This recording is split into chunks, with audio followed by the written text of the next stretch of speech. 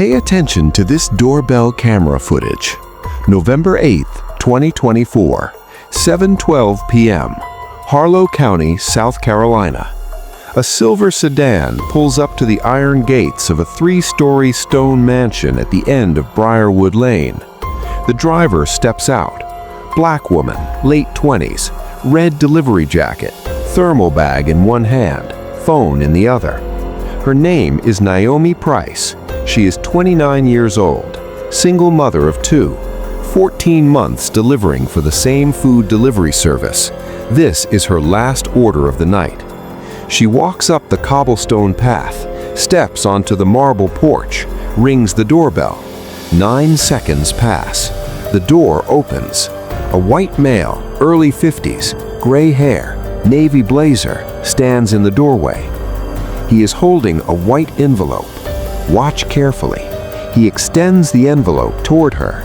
Naomi pauses, tilts her head, takes it. He says something. She hesitates for exactly 3 seconds. Then she nods. Then she steps through that doorway.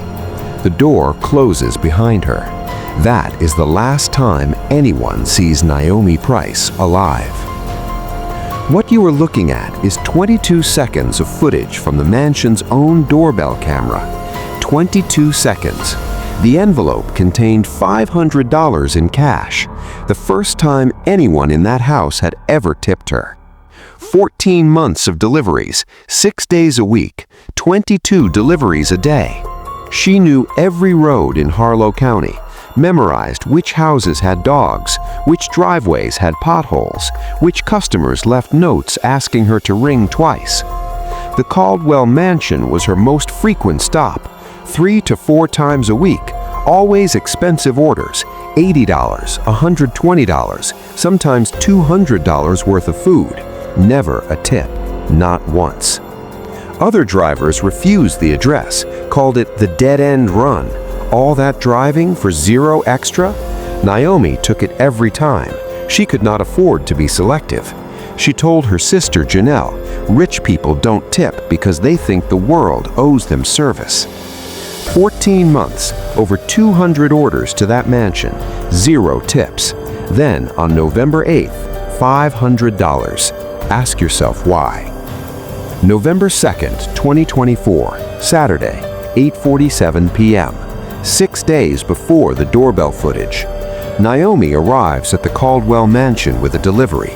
The app instructions say side entrance. This had never happened before. Every previous delivery, front door. She walks around the east side of the house. The path is narrow. Motion sensor lights click on as she moves. She passes a low basement window, ground level, blinds partially open. She glances down, not looking for anything, just a glance. What she sees makes her stop. A man on his knees, hands behind his back, mouth covered with tape, blood on his forehead. Another man standing over him. The standing man is Richard Caldwell. She recognizes him from 200 deliveries. Naomi freezes. 2 seconds. Then she keeps walking, delivers the food to the side entrance, gets back in her car, drives away. Her hands shake the entire ride home. She calls Janelle. I saw something at that mansion, something bad. A man on the floor, tied up, bleeding. Janelle tells her to call police. Naomi hesitates. It is a wealthy, powerful family. She is a delivery driver. Who will believe her? She sleeps on it. November 3rd, she calls the Harlow County non-emergency line, leaves a vague tip. I think I saw someone being hurt at a residence on Briarwood Lane. The dispatcher logs it. Low priority. No unit is dispatched. What Naomi doesn't know is the Caldwell property has 16 security cameras, every angle, every inch. November 3rd, 7 a.m., Richard reviews his footage. Camera 7, east exterior, 8:48 p.m. the night before. There is Naomi, stopping at the basement window, looking down. 2 seconds, then walking away. Richard watches her face. He watches her look down. He knows exactly what she saw. Because what Naomi saw through that window was Thomas Mercer, Richard's business partner of 12 years. Thomas had discovered Richard embezzling $3.8 million from client accounts over 4 years, funneling money into offshore accounts, Vivian's name on all of them. Thomas confronted Richard November 1st, told him he was going to the SEC. Richard asked for 48 hours to explain. Thomas agreed. That was his last mistake. November 2nd, Richard invited Thomas to the mansion, basement office, private conversation. At 7:30 p.m., Richard struck Thomas with a crystal decanter, zip-tied his hands, taped his mouth. He was deciding what to do next when Naomi walked past that window at 8:48 p.m. Thomas Mercer died that night, blunt force trauma and asphyxiation. Richard and Vivian buried his body on their 14-acre property, northwest corner, under a freshly poured concrete pad for what they told contractors was a garden shed foundation. But Naomi had seen Thomas alive, on his knees, bleeding. If she talked, if police investigated, everything collapsed. The embezzlement, the murder, the burial, everything. November 3rd through November 7th, Richard and Vivian plan. Phone records recovered later show 14 calls between them during work hours. Vivian's search history recovered from a laptop she thought she had wiped. How long before anonymous tips are investigated? Can delivery drivers be tracked by GPS? What happens to reports filed on non-emergency lines? November 8th, Richard texts Vivian. Tomorrow she delivers again. Order placed for 7 p.m. I will handle it. Vivian, what about the cameras? Richard, our cameras will be off. Doorbell stays on for appearance. I will invite her in. East wing, no windows, no signal. November 8th, Naomi's last day. She wakes up at 6:30 a.m., gets Zoe ready for school, drops Marcus at her grandmother's house, starts deliveries at 9 a.m. 19 orders that day. She calls Janelle at 4:15 p.m. You hear anything about that tip I called in? Janelle says no. Naomi says maybe I imagined it, maybe it was nothing. Last order pings at 7:59 p.m. The Caldwell Mansion, $145 order. Naomi accepts it. She has delivered here over 200 times. Routine, familiar, safe. 7:02 p.m. picks up the order. 7:12 p.m. pulls up to the mansion gates. Gets out, thermal bag in hand. Walks up the cobblestone path. Rings the doorbell. 9 seconds. Richard opens the door. Navy blazer. White envelope. He extends it. She takes it. Looks inside. $500. First tip in 14 months. Later, lip-reading analysis determines he said, I owe you an apology. Please, come in for a moment. Naomi hesitates. 3 seconds. The longest 3 seconds on the footage. Then she nods, steps inside. The door closes. 7:13 p.m. Here is what the camera did not capture. The east wing. No windows. Concrete walls. Originally a wine cellar.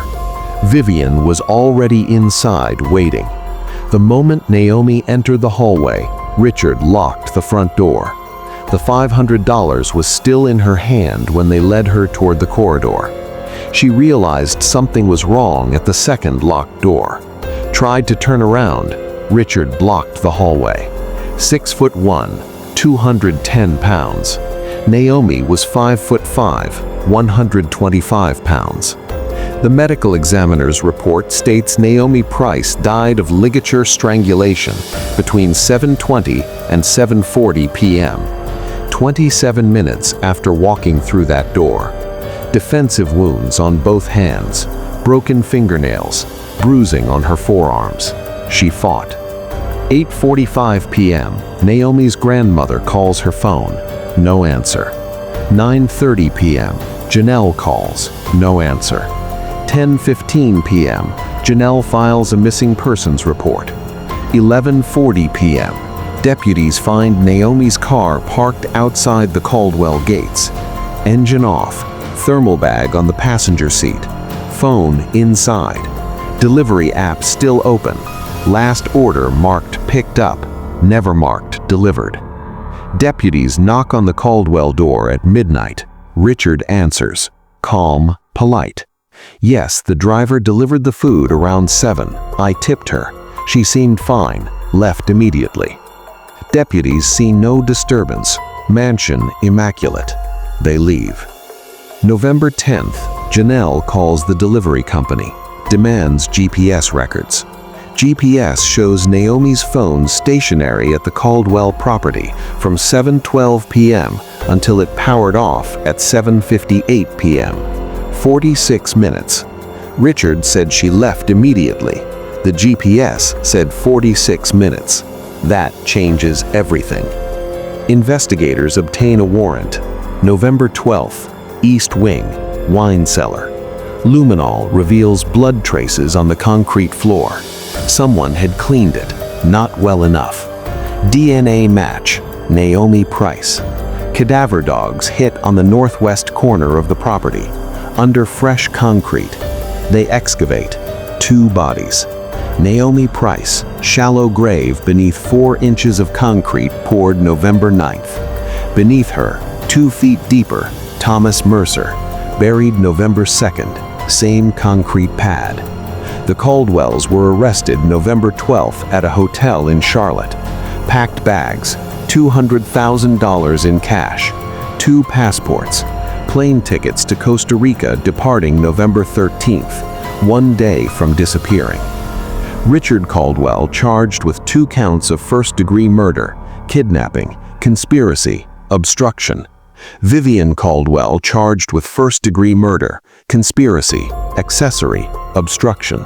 Both pleaded not guilty. Trial began March 3, 2025. Prosecution played the doorbell footage, 22 seconds. The jury watched Naomi take that envelope, watched her hesitate, watched her nod, watched the door close. The prosecutor paused on the final frame, the closed door.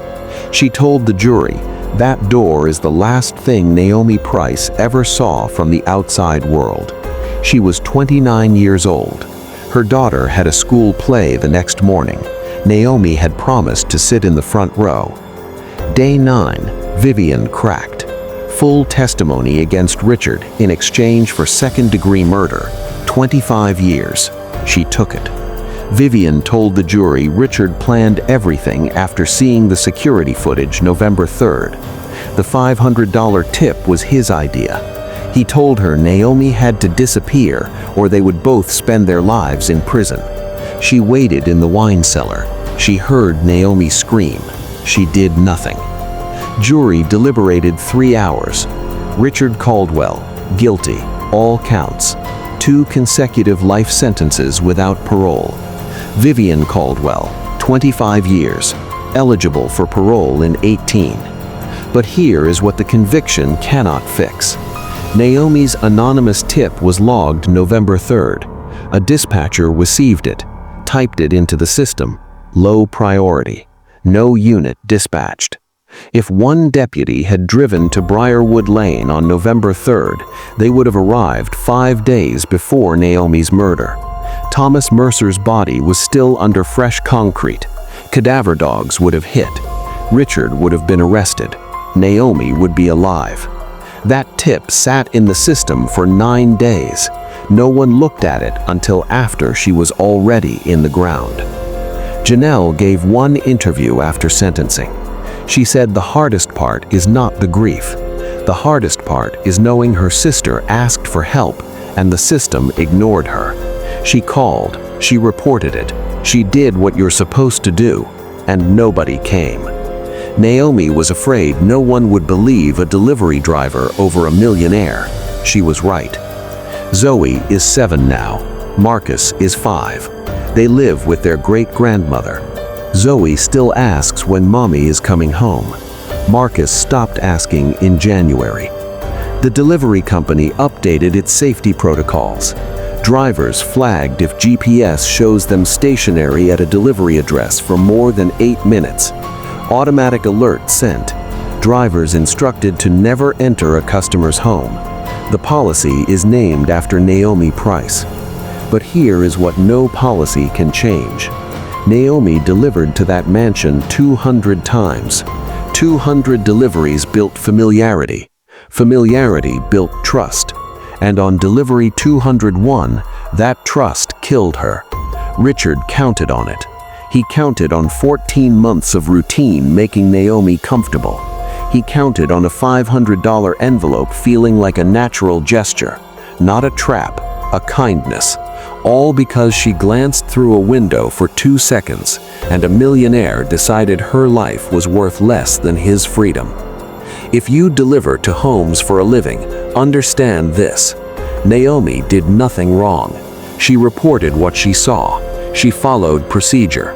If something about a delivery feels different, feels wrong, feels too generous, trust that feeling. Do not step inside. Call your dispatcher. Tell someone where you are, every time. Because the people who want to hurt you will not look dangerous. They will look polite. They will smile.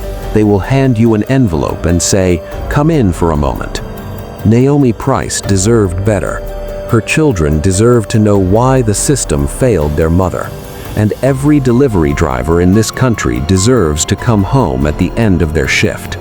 Share this video, because GPS alerts and company memos cannot do what awareness can.